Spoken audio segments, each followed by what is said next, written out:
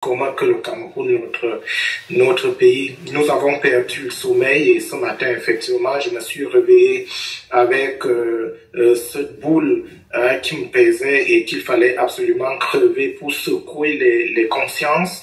Et je remercie tous ceux qui ont partagé ce cri de cœur qui était un appel pour éviter le pire qui est en train de se profiler à l'horizon, qui est en train de se dessiner au-dessus de notre pays. Parce qu'on le dit souvent, à dessiner le diable, c'est ce qu'on dit dans la cosmogonie Betty dont je suis origine. On dit souvent qu'à dessiner le diable sur son mur, il finit par apparaître, et c'est spirituel.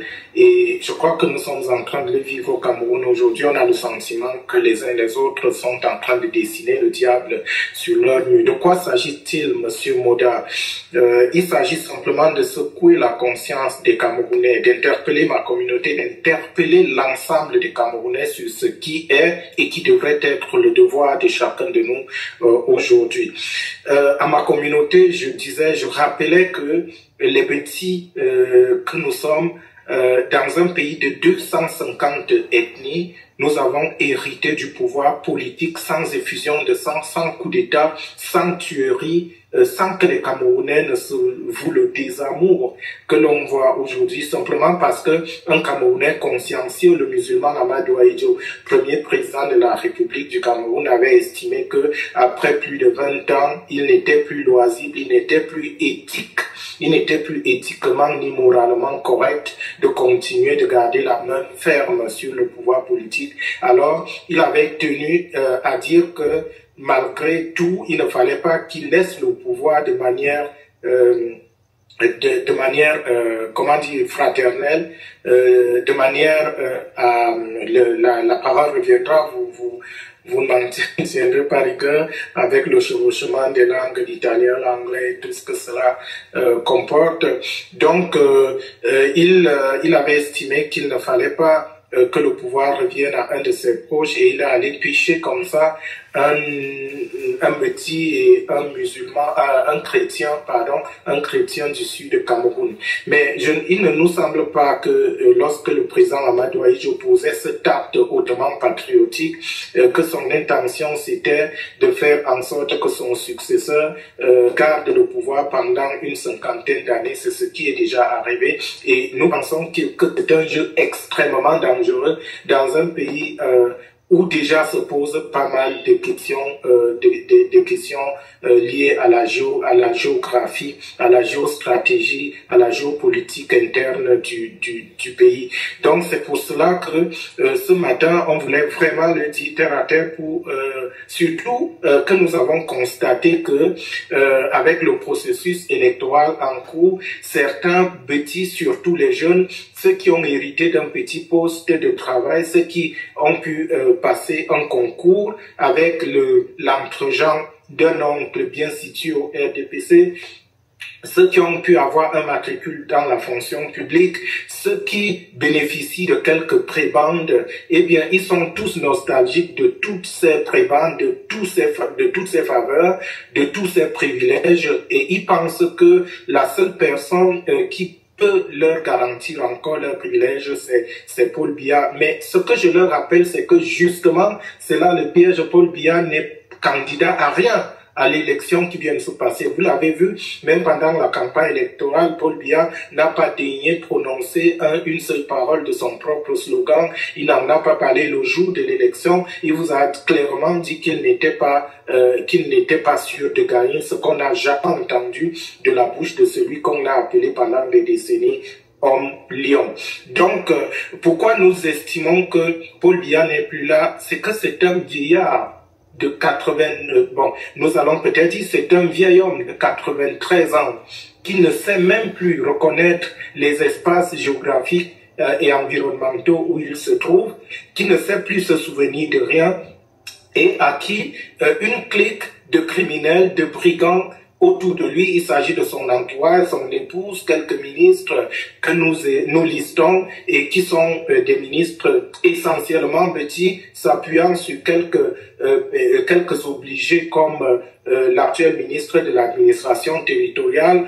Voilà la galaxie qui prend le président de la République sortant en otage. Et pourquoi? Parce qu'ils veulent simplement perpétuer leurs privilèges et jouir du pouvoir, un pouvoir qu'ils n'ont pas su conduire, qu'ils n'ont pas su exécuter, qu'ils n'ont pas su utiliser pendant 43 ans aux côtés du président, parce que il faut rappeler à toutes les communautés petites que Yaoundé aujourd'hui est une poubelle à ciel ouvert. Le président de la République sortant, qui passe par ma ville de Mbalmayo pour aller chez lui à Momeka, c'est bien que, eh bien, ces grosses voitures dandinent et sursautent sur les routes creuses qui mènent à Mbalmayo, qui est seulement situé à 50 km de Yaoundé. Je veux dire aux frères et aux sœurs de ma communauté que à Yaoundé, il n'y a de beau que le palais des Doudiers, ces gazons bien tondus, qui sont bien verts. À côté de ça, c'est le paludisme, ce sont les moustiques, ce sont des égouts, ce sont les ordures qui disputent la vedette avec les taudis qui tiennent lieu de maison.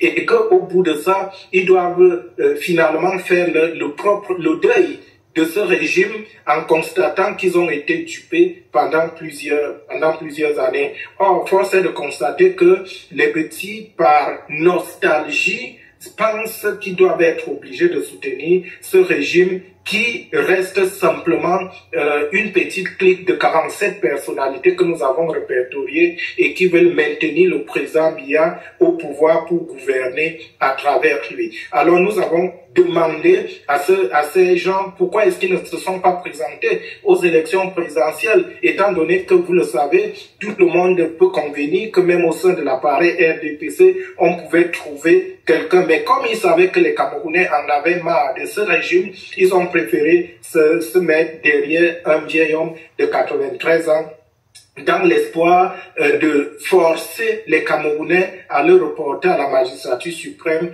et pour eux, l'occasion pour eux de continuer de jouir du pouvoir en pillant les biens de la République. Alors c'est pour cela, et en deuxième point, pour terminer, que je me suis également adressé à toutes les autres ethnies du Cameroun de ne pas être spectatrices de ce qui est en train de se jouer. Il ne s'agit pas d'une question de Issa Tiroma ou de la communauté du Nord. Il s'agit de l'avenir de tout le Cameroun. Voyez-vous, ceux qui sont en train de maintenir le président Biya, si vous me permettez de citer quelques noms, c'est son époux Chantal Biya, c'est Oswald Baboke, c'est Ferdinand Gongo, Mbargamboa, Philippe, Louis-Paul Motazé, Jacques Famendongo, Grégoire Ouna. Voilà les classiques qui veulent maintenir le président Biya au pouvoir simplement pour jouir de leurs privilèges. Alors, j'essaie de faire comprendre à tous les Camerounais le projet cynique qui est derrière cette action maléfique de cette clique de 47 personnalités qui veulent gouverner à travers le vieil homme qu'est le président Biya. Alors, leur projet cynique, c'est de réussir ce qu'il leur reste. Il leur reste 2 étapes. La première, c'est de faire en sorte que le Conseil constitutionnel réussisse à prononcer des résultats déjà falsifiés par le Conseil électoral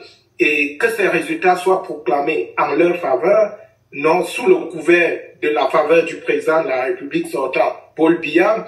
Et une fois que cela a été fait, ils vont doper le vieux président sortant de médicaments afin de lui permettre encore d'aller prêter serment. Et une fois qu'il aura prêté serment, eh bien, ils pourront lui dire bye bye. Et c'est là où les renseignements, les informations que nous avons font état de ce qu'ils voudraient se débarrasser au plus vite du président Biya qui aurait prêté serment, soit par un assassinat, soit alors par une simple mise en quarantaine. Et les textes voudraient que Ferdinand Gongo devienne vice-président de la République, Katangandji Premier ministre, et lorsque Ngongo, vice-président de la République, va prendre les rênes du pouvoir pour succéder au président Biya, Ngongo, vous le savez, n'est même pas âgé de 60 ans. Cela veut dire que nous sommes partis pour 50 autres années de dictature entre les mains d'une petite clique de bêtises. C'est pour cela que je demande à tous les Camerounais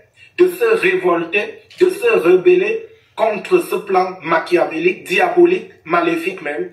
Il ne faut pas laisser passer cela et il nous reste quelques jours seulement parce que si le Conseil constitutionnel venait à proclamer les résultats falsifiés par Aly comme aujourd'hui, eh bien, nous n'aurions que nos yeux pour pleurer au cours des autres décennies qui arrivent.